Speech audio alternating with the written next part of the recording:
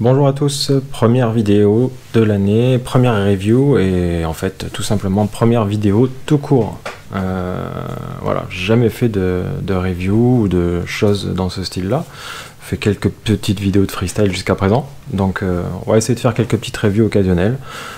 Si ça vous plaît, si ça vous intéresse, bah dites-moi le, j'en ferai le plus souvent possible. Alors aujourd'hui, je vais vous présenter la Tango 2. La nouvelle radio avec Crossfire intégré de chez Team Black Sheep. Alors, qu'est-ce qu'on peut dire de cette radio? Déjà, je vais vous éviter l'unboxing, hein, parce qu'on s'en bat un peu les cacahuètes. Il y en a déjà 50 000 qui l'ont fait. Moi, je l'ai déjà testé hier. J'ai été agréablement surpris. Je vais quand même vous dire ce qu'on trouve dans cette petite boîte. Alors, celle-ci, c'est une version pro. Il y a deux versions, une version normale et une version pro. La différence entre la pro et la normale, c'est tout simplement les sticks qui sont repliables. C'est une fonctionnalité vraiment intéressante, je vais vous en reparler après. Alors, qu'est-ce qu'il y a dans cette boîte? Bon, déjà, la boîte en carton. Ensuite, on va retrouver une petite pochette. Comme c'est une radio très compacte, théoriquement, on n'a plus besoin en fait de boîte de hard case, donc il file une petite pochette comme ça. Bon, bah, ça ressemble à ce qu'il y avait avant sur les premières versions de Fat Shark, pour ceux qui ont connu les RCV 922 et tout ça. Fat Shark fournissait la même chose, donc c'est pas mal. Voilà. Ensuite, on va avoir deux petits sachets. Ces petits sachets, alors on en a un, c'est des nouveaux ressorts. Des ressorts en fait plus souples que ceux qui sont à l'intérieur. Moi ça me convient mieux. Ceux d'origine, les plus durs. Déjà sur la Taranis, j'avais déjà remplacé ceux d'origine que je trouvais beaucoup trop lâches par des Futaba. Donc là pour moi ceux-là, je m'en servirai tout simplement pas. Ceux qui sont à l'intérieur sont tout simplement parfaits. Ensuite on va avoir une petite BTR avec deux vis. Ces deux vis vont servir à délimiter la course des sticks. Je crois qu'on peut la diminuer de 10% pour ceux qui préféraient avoir moins d'amplitude sur leur gimbal. Voilà. Moi j'ai testé, ça me va très bien d'origine, donc bon, pour moi ça sera pas utile non plus. Mais c'est que ça soit bien, que ce soit quand même, ça soit là. Pour ceux qui avaient par exemple, je sais pas moi, une X-Lite on va dire, qui avait des amplitudes de stick très courtes, ils pourront retrouver leur feeling, je pense, au plus proche avec cette petite chose. On va avoir également une planche de stickers. Franchement, ils sont pas mal. Ça change de la planche TBS que je dois avoir au moins une cinquantaine d'exemplaires dans les tiroirs. C'est des stickers originales qui ont été designés by Yellow. Bon, je sais pas qui c'est du tout, mais franchement les dessins sont sympas, ça change un petit peu. C'est toujours bon à prendre pour coller sur vos Google ou sur ce que vous voulez. Voilà. Ensuite, et après aussi, ce qui est réservé à l'édition, on va dire, ceux qui ont le premier batch, c'est ça. C'est un petit porte-clés, bien sympathique, bien marrant. Par contre, il y a un petit problème, c'est que les gimbals, je les trouve pas très smooth dessus, mais bon, ça... voilà, bon, c'était la petite blague à 2 balles qui vaut rien du tout. Alors ensuite, table rase, hop. Le plus important, ça va être quoi? Ça va être la radio. Boum! La voici. Alors, on se retrouve avec cette belle petite chose qui est vraiment, je trouve, vraiment superbe. Franchement, je sais pas comment dire. J'étais très sceptique. Je m'attendais pas du tout à ça. Quand il y avait, depuis qu'on l'attend, hein, ça fait un peu plus de 2 semaines, je crois, hein, pour ceux qui ont suivi l'histoire des 2 semaines. Alors, voilà, les fameux gimbal pliants. Voilà, je sais pas si vous voyez. Voilà, c'est pas mal du tout. Pour les mettre en place, vous n'avez qu'à faire hop, hop, et voilà, vous êtes prêts à voler. Ensuite, on a l'antenne Crossfire repliable. Boum. Et boum. Je trouve ça vraiment super. Ça peut, comme dit Trappy, ça peut servir de kickstand. Bon, bah, ouais. c'est pas mal. Je pense qu'il faut quand même pas être trop brutal dans le temps, parce que à force de la poser comme ça, je pense qu'on risque de la flinguer, même si ça m'a l'air relativement solide. Bref, ensuite, au niveau de la prise en main. Alors la prise en main, alors moi je suis pincher sans être vraiment pincher. Sur la Taranis, j'ai toujours piloté en fait, j'ai les pouces dessus et je stabilise avec mes index, comme ça. Donc pour moi, la prise en main, je la trouve, elle est tout simplement géniale. Elle est vraiment, j'arrive à exploiter vraiment les gimbals à fond, dans tous les angles, chose que avec la Taranis, j'avais vraiment beaucoup de mal à effectuer. C'était très bien. Bon, par contre, ce qu'il faut savoir, c'est que voilà, j'ai perdu le fil. Ce qu'il faut savoir, ben, on va partir sur autre chose parce que je me rappelle plus ce que j'allais dire. Ah oui, voilà, c'est que moi j'ai laissé vraiment la hauteur du stick. Après, voilà, pour ceux qui sont des vrais pinchers, vous pouvez remonter les gimbals et gagner vraiment pas mal en hauteur pour ceux vraiment qui tiennent vraiment le stick comme ça. Moi je suis comme ça, donc pour moi ça me convient comme ça. Après vraiment vous pouvez le monter et vous retrouvez vraiment une vraie position de pincher. C'est vraiment très bien pensé. Par rapport à une Taranis, une X9D, au niveau largeur, j'ai pas été trop dépaysé. Attendez, je vais l'attraper, on va voir comme ça ce que ça fait de l'un côté. Alors là vous avez une X9D, voilà, et là vous avez hop, vous avez la Tango. Bah franchement, je sais pas si on voit bien, mais il y a vraiment pas grand chose, il y a pas grand chose quoi, vraiment on est en diamètre, enfin en largeur, on se retrouve sur une même prise en main.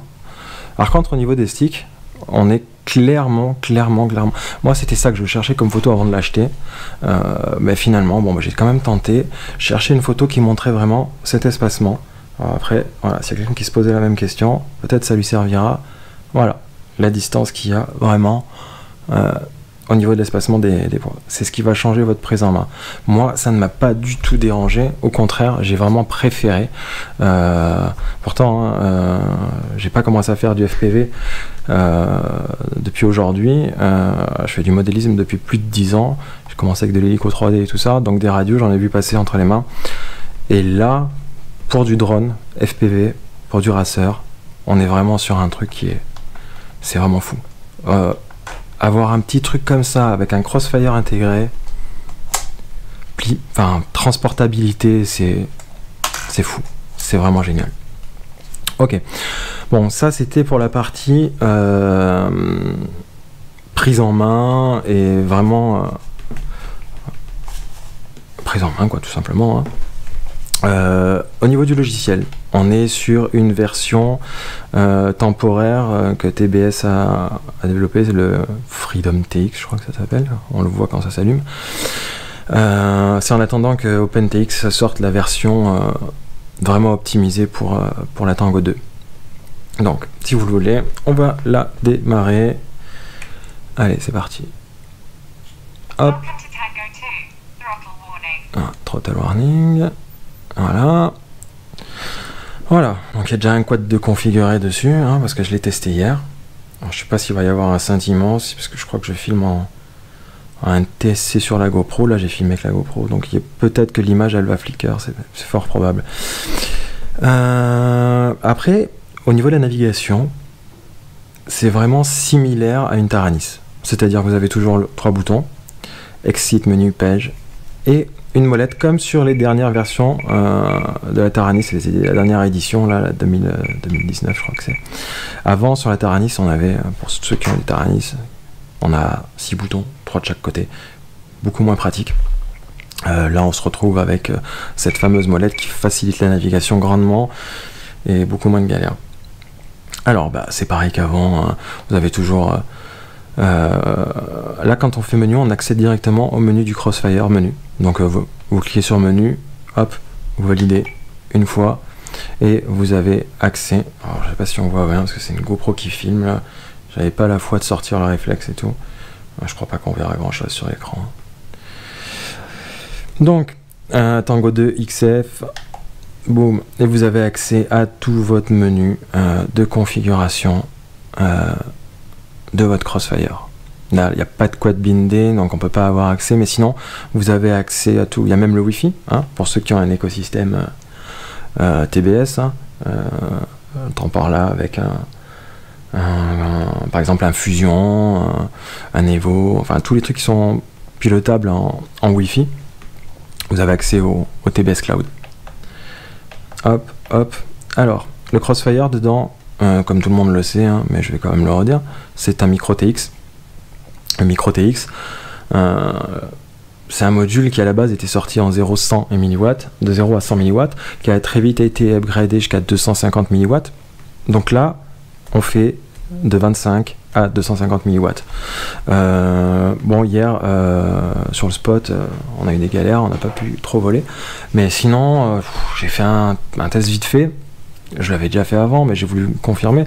En 25 mW, j'ai été à plus d'un kilomètre 300, sans aucun problème. Voilà, alors à 250 mW, il n'y a pas de question à se poser. Moi, j'étais sur un full Crossfire avant, sur la Taranis. Je crois que j'ai mis une fois à 500 mW en aile pour faire 8 ou 9 km en fin de compte. Mais en fin de compte, ça m'a servi complètement à rien parce que même en 100 mW, je les aurais fait de toute manière. Donc voilà, pour tous ceux qui se posent des questions sur la réception, 250 mW, c'est pas assez tout ça. Je le dis, et comme tout le monde le dit, calmez-vous les gars. Vraiment, vous paniquez pour rien. 250 mW, il y en a largement plus que ce que vous pourriez faire. Ensuite, vous voyez là, un petit truc, l'écran s'est mis en veille, c'est quelque chose qu'on peut configurer, c'est bien pour économiser la batterie. Qu'est-ce qu'on a? C'est des gimbals à All Effect, donc c'est très smooth. Les switches, c'est génial. Ça, c'est génial. C'est le petit truc. C'est tout bête, hein, mais il fallait vraiment y penser. Vous ne pourrez pratiquement plus, il y a vraiment très peu de chances que vous puissiez armer votre drone par mégarde. Avec ça, vous êtes tranquille. Vraiment. Moi j'ai mis mon arme là-dessus. Là-dessus j'ai mis buzzer, turtle, sur un de 3 positions. Là j'ai mis activer, désactiver l'OSD, je crois, si je dis pas de bêtises, ou ici, je sais plus. Qu'est-ce qu'on peut dire? Bon, c'est aussi bien pour ceux qui commencent le FPV, ou même les expérimentés qui ont envie de moins s'embarrasser dans le sac et qui ont envie de plus de place. C'est un très bon choix, vraiment. C'est vraiment un très très très bon choix.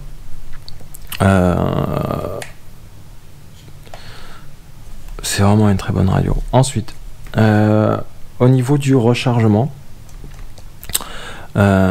USB-C, super pratique. On a une batterie 1S à l'intérieur de 5000 mAh. Donc hier quand je suis arrivé sur le spot, je l'ai mis un peu à charger dans la voiture, le temps d'arriver sur le spot. Elle était arrivée, elle était à 3,90 je crois, 3,80, 3,90 stockage quoi. Je suis arrivé sur le spot, on devait être pas loin des 4. J'ai cramé 8 lipos, si je dis pas de bêtises. J'ai perdu, je suis descendu de 0,10 quoi. Donc bon, ça tient très bien quoi. C'est vraiment optimisé pour quoi. Donc je pense que avec la batterie qui est à l'intérieur, moi je pense que sur une session de une douzaine, une quinzaine de batteries, je pense que vous pouvez faire facile. Allez, je vais pas dire de conneries, je vais pas trop m'avancer, mais sur 2 sessions, voire 3 sessions, si vous laissez pas votre radio en PLS allumée tout le temps que vous volez pas et vous regardez vos potes voler quoi. Donc moi je dirais bien 3 sessions faciles. Puis au pire des cas, si vous tombez en rade sur le spot, vous prenez une power bank, vous branchez votre port USB-C et voilà, et vous êtes reparti. Et ça c'est vraiment super. Évite d'avoir une lipo, séparer et sortir ce que j'avais dans la Taranis. Taranis, je me servais d'une lipo 3S, je devais la sortir à chaque fois de la radio. C'était une galère. C'était une galère. Après, ceux qui volent depuis plusieurs années sur une Taranis, alors au niveau de la prise en main, vous ne serez pas trop dépaysé, parce que vraiment, l'écartement il est vraiment similaire, la hauteur des sticks elle est réglable, donc moi ça m'a pas dérangé plus que ça. Par contre ce qui m'a vraiment dérangé, c'est, enfin je sais pas, j'avais l'impression qu'il y a plein de tricks que je passe d'habitude vraiment easy, et là en fait, bah, catastrophe, j'étais super rapide. C'était les tricks, au lieu de les faire plutôt smoothie juicy version, c'était très angulaire et très sec. Alors plusieurs explications à ça pour moi, hein, en tout cas du moins. Déjà le fait d'être moi-même resté les sticks au plus court par rapport à ceux-là que j'avais remonté sur la Taranis, du coup j'ai gagné sans doute en précision, je pense, mais par contre en amplitude, mes petits mouvements, enfin je sais pas comment l'expliquer, mais si vous essayez vous verrez. En fait j'ai besoin de faire des beaucoup plus petits mouvements que si j'avais les sticks allongés, et c'est plus précis, mais il faut se réhabituer. Voilà, faut se réhabituer. Et après il y a autre chose qui rentre en ligne de compte là-dessus, je l'avais déjà remarqué sur la Taranis, c'est depuis que je suis passé en CRSF shot, je m'étais dit je vais baisser sur mes rates, RC rate et le rate aussi je pense, l'expo je pense pas parce que c'était bien en bas. Je m'étais dit que je devais les baisser, je l'avais pas fait, pas encore, parce que j'ai pas beaucoup volé depuis, mais là, j'ai l'impression encore que le CRSF shot de TBS sur la Tango, alors, est-ce que c'est placebo, ou est-ce que parce que la radio est différente, je sais pas, je vais pas dire de bêtises, j'ai l'impression que c'est encore plus direct. Voilà, j'ai la sensation au stick, j'ai eu vraiment l'impression que le quad était encore plus direct. À voir. Donc de toute façon il va falloir que je réajuste un peu mes rates, histoire de 3-4 lipos, que je l'affine et que je retrouve vraiment ma sensation que j'avais. Et sinon les gimbals par rapport à une X9D, parce que bon, moi ma base de référence c'est là-dessus, j'ai aussi une Futaba mais je m'en sers pas trop pour les quads, ils sont excellents. Voilà. Ils sont excellents, ils sont smooth, ils sont précis. J'ai été très sceptique à l'idée de ces systèmes pliables, mais en fait il n'y a pas de jeu. Vraiment, c'est vraiment bien designé, c'est fiable. À voir si dans le temps ça prend de jeu. Franchement, je pense pas, parce qu'on voit que c'est une belle pièce. Je sais pas si on voit bien. Belle pièce d'alu, et ça a vraiment été réfléchi comme système. Ça a l'air d'être bien, ça a l'air d'être solide. Moi, pour être honnête, au début, je voulais la commander sur le site directement de TBS, juste après l'annonce, quoi. C'était totalement impossible. Le site de TBS était en PLS total. J'avais mis la version normale, hein, dans le panier, sans les gimbal pro. Ouais, d'une part parce que pour moi, j'ai toujours le sac à dos, je voyais pas trop l'intérêt. Je me suis dit bon, 40 balles en plus pour des trucs pliables, j'ai fait jusqu'à présent pendant des années 100. Et puis finalement, n'ayant pu commander le soir même sur TBS, le lendemain matin, c'était dispo sur un shop français. Du coup je l'ai balancé direct la pro. J'ai pris ça, et franchement je regrette pas. Parce que ça fait le job, les sticks sont top, c'est smooth. Après, pour ceux qui n'ont vraiment pas l'utilité des gimbals pliables, j'ai envie de vous dire, économisez 40 balles et prenez une lipo. La radio c'est la même. Voilà. La radio c'est exactement la même. Juste les gimbals pliables qui changent. Oui, petite chose, dernier petit truc. Moi je pense que je vais changer les stick ends, qui pour moi sont pas assez piquants. Pas assez de grip dessus. J'avais l'habitude de ceux de la Taranis. Sur la seconde édition, la SE là, franchement, ils étaient top. Franchement, vous aviez un grip là-dessus. J'en ai essayé plein de sticks, hein. Ceux-là c'est vraiment les meilleurs. Voilà. Je vais essayer de retrouver les mêmes. Ceux-là ils sont pas compatibles, c'est du M4. Pour ceux qui voudraient les changer. Lors de l'annonce là, ils avaient dit c'est du M3, effectivement c'est bien du M3, donc va falloir que je trouve des M3. Écoutez, super radio. Ah oui, je vous ai pas parlé, aussi il y a deux petits boutons ici, c'est des boutons temporaires. Très bien, très bien. Ça peut servir pour des fonctions, c'est bien qu'ils y soient. Moi je me sers rarement d'interrupteur temporaire. Bon là j'en ai configuré un pour la réinitialisation dans Liftoff hier. Ça marche impec. Ah oui tiens, c'est un Liftoff, j'ai testé sur le simulateur. Vous branchez à votre ordi, vous avez 3 choix qui s'affichent sur l'écran quand vous branchez en USB. Vous avez soit USB joystick, soit lecture de la carte SD, donc en mode lecteur quoi. Et troisième choix, qu'est-ce qu'on a? C'est quoi le troisième choix déjà? C'est quoi le troisième choix? Carte SD. Oh bah je sais plus. Joystick, carte SD. Super. Super. Bon, je m'en rappelle plus. Bah voilà. Gros trou blanc. Ah c'est fou. Ah c'est fou, je m'en rappelle plus. Joystick, carte SD.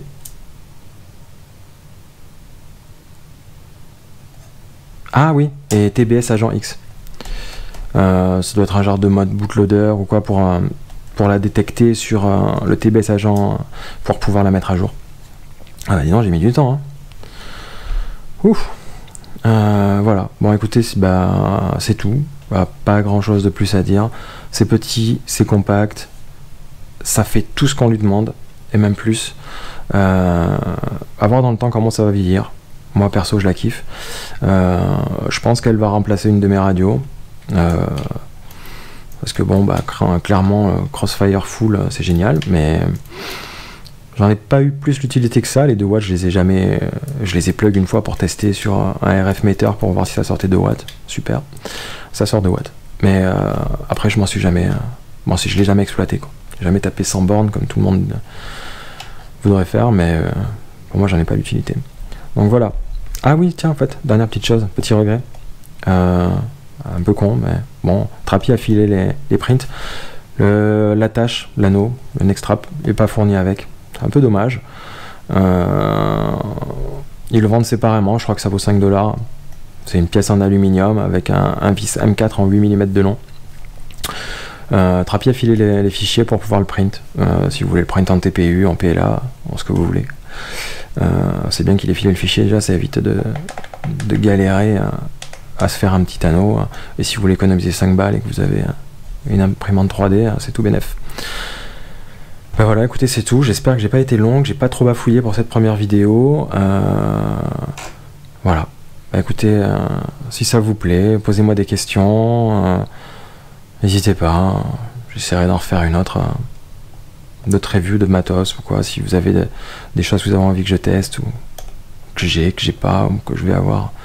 N'hésitez pas à me dire, on va essayer d'en faire quelques-unes. Allez, merci à tous et à bientôt.